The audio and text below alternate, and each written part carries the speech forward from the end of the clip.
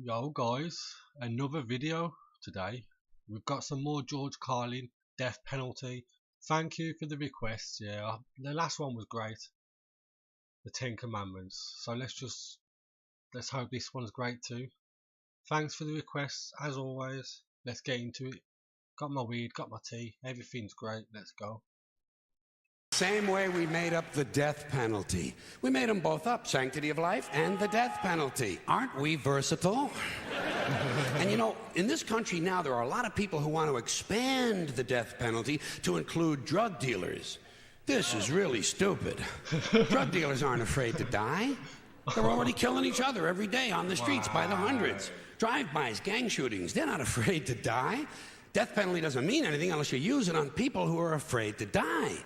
Like the bankers who launder the drug money. The bankers who launder the drug money. Forget the dealers. You want to slow down that drug traffic, you got to start executing a few of these fucking bankers. White, middle-class Republican bankers. Fuck yeah. And I'm not talking about soft American executions like lethal injection. I'm talking about fucking crucifixion, folks. Let's bring back crucifixions, a form of capital punishment that Christians and Jews of America can really appreciate. And I'd go a little further. I'd crucify people upside down. Like St. Peter, feet up, head down, and naked. I'd have naked upside-down crucifixions on TV once a week at halftime of the Monday Night Football game. Holy shit. Wow. Holy shit, this guy has got bars.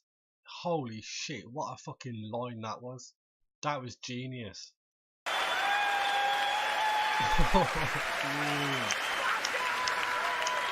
The Monday Night Crucifixions. You'd have people tuning in don't even care about football. Wouldn't you like to hear Dan Deerdorf explain why the nails have to go in at a certain angle? And I'll guarantee you one thing, you start nailing one white banker per week to a big wooden cross on national TV, you're going to see that drug traffic begin to slow down pretty fucking quick. Pretty fucking quick. You won't even be able to buy drugs in schools and prisons anymore. Now, I don't care about capital punishment one way or another, because I know it doesn't do anything. It doesn't do anything except maybe satisfy a kind of biblical need for revenge. You know, if you read the Bible, you see that it's full of retribution and revenge. So really, capital punishment is kind of a religious ritual. It's a purification rite. It's a modern sacrament. And as long as that's true, I say, let's liven it up a little.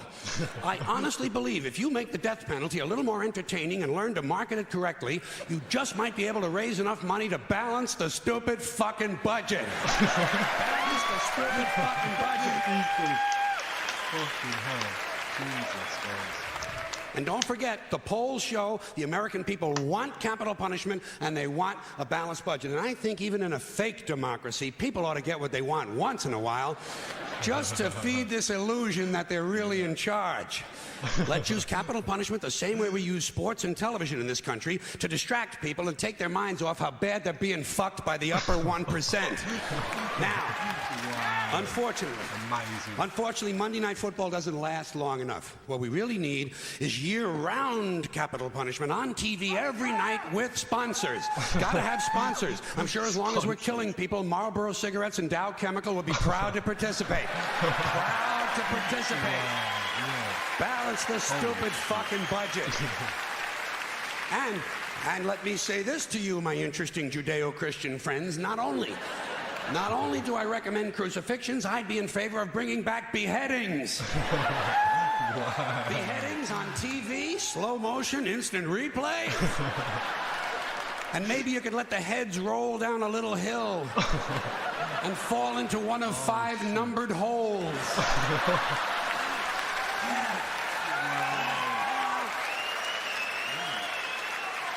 Let the people at home gamble on which hole the head is going to fall into. And you do it in a stadium so the mob can gamble on it too.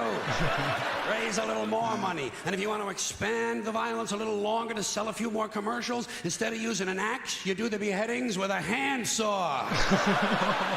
Hey, don't bail out on me now, goddammit. The blood is already on our hands. All we're talking about is a matter of degree.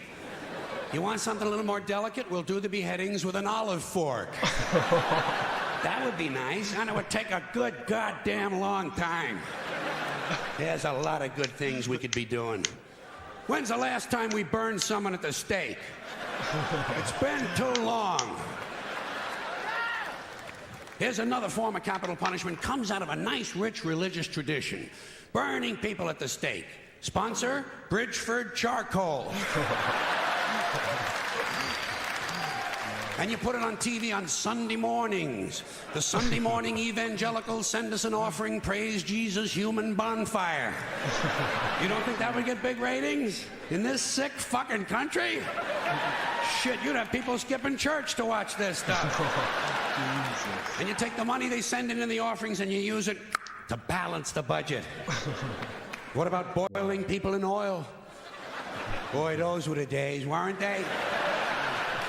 You get the oil going real good, you know, a nice high rolling boil, and then slowly at the end of a rope, you lower the perpetrator head first into the boiling oil. Huh? You talk about fun shit. And just to encourage citizen participation, you let the mob in the stadium control the speed of the rope. Good, clean, wholesome family entertainment. Wow. The kids will love it. The kids will love it. And at the same time they're enjoying themselves, we're teaching them a nice Christian moral lesson. Boiling people in oil. Sponsor, Crisco. And maybe instead of boiling all these guys, every now and then you could French fry a couple of them, you know? French fried felons, dip a guy in egg batter just for a goof, you know? Kind of a tempura thing, huh? Jeffrey Dahmer never thought of this shit, did he? Jeffrey Dahmer, eat your heart out. Which is an interesting thought in and of itself. I'll give you a clap. All right, enough nostalgia. What about some modern forms of capital punishment? How about we throw a guy off the World Trade Center and whoever he lands on wins the Publishers Clearinghouse? Okay, something a little more sophisticated. You dip a guy in brown gravy and lock him in a small room with a Wolverine who's high on angel dust. There's one guy's not going to be fucking with too many kids at the bus stop for a while, huh? Here's something really nice you could do. You shoot a guy out of a high-speed catapult right into a brick wall. Trouble is, it would be over too quick. No good for TV, you know. You'd have to do a whole bunch of guys right in a row. Rapid fire capital punishment. 15 catapults. While you're shooting off one, you're loading up the others. Of course, every now and then you would have to stop to clean off the wall. Cleanliness, right next to godliness. All right, high tech. I sense some of yous are waiting for high tech. I got it. You take a small tactical nuclear weapon and stick it up a guy's ass. A thermonuclear suppository. Preparation H-bomb. You talk about fallout, huh?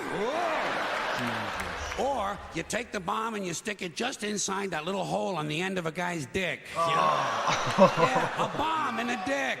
When it goes off, the guy wouldn't know whether he was coming or going. Get out of here. I got you. Hey. Listen. Wow, he's good, guys. He's very good. Great for the stoners, for sure. Fucking hell, he's got some bars. I think he's artistic with his literature, with his rhymes. Do you know what I mean? With things like this, with his sentences. But anyway, guys, he's great. So thank you again for the requests. I love watching this stuff. I love watching it with you guys. Do you know what I mean? So yeah, like the video if you liked the video. Dislike it if you thought it was crappy. Comment for more and subscribe for more. Thank you. Thanks for watching.